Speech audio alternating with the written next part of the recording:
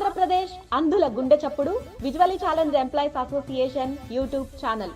మా ఛానల్ను సబ్స్క్రైబ్ చేయండి, లైక్ చేయండి, షేర్ చేయండి, కామెంట్ చేయండి.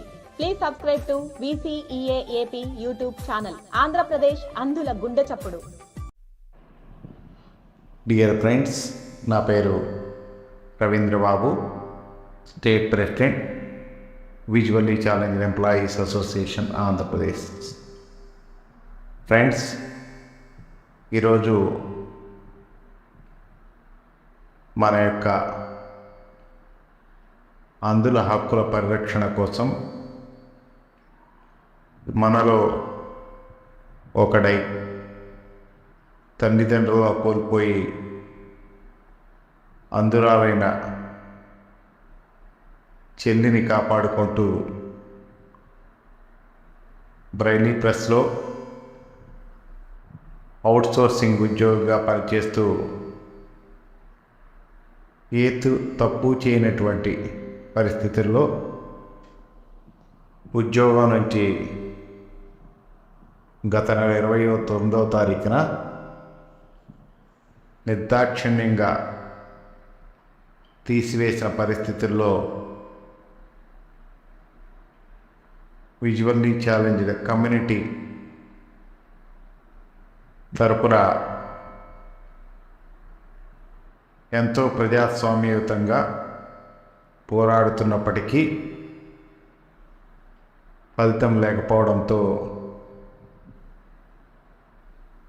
రాడికల్ మూమెంట్ని తీసుకోవాల్సినటువంటి తప్పని పరిస్థితి సంఘానికి ఏర్పడింది.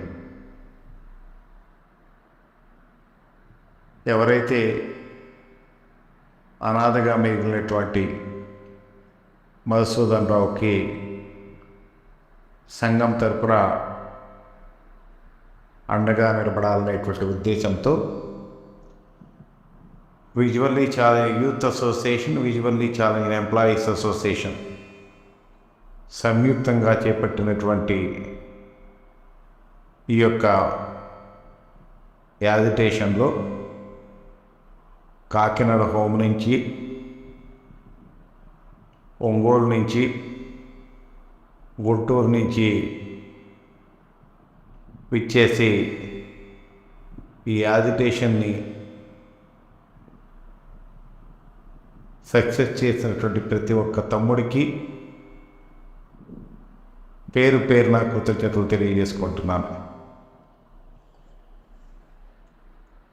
మేము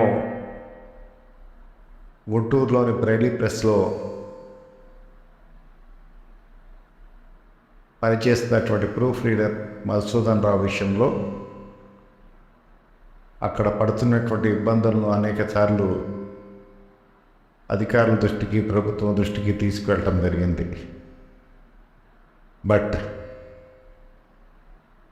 మా యొక్క వినతులను వేటిని పట్టించుకోకుండా ఫిబ్రవరి 29వ తారీఖున తన్ని నిర్దాక్షిణ్యంగా ఉద్యోగం నుంచి తొలగించారు. ఆ క్రమంలో ఈరోజు డైనమిక్ లీడర్, ఆంధ్రప్రదేశ్ ప్రభుత్వంలో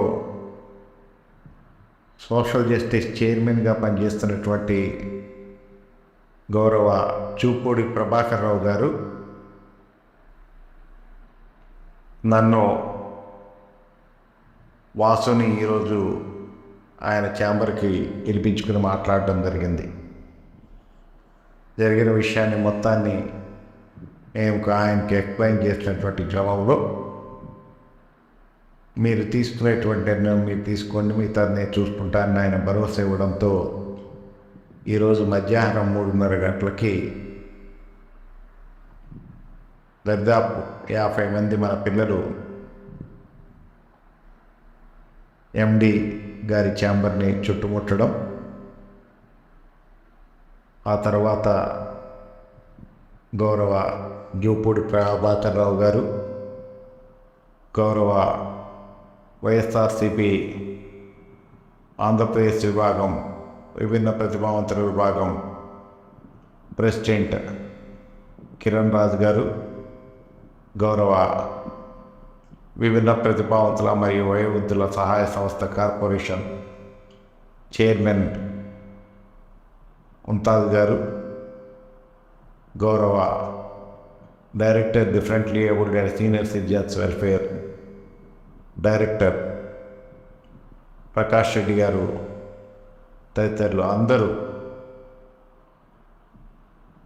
మనం చేస్తే యాజిటేషన్ పుణ్యమా అని చెప్పేసి వారందరూ పెద్దలుగా నిలబడి సానుకూలంగా చర్చలు జరిపి ఈరోజే మా అందరి సమక్షంలోనే మధుసూదనరావుని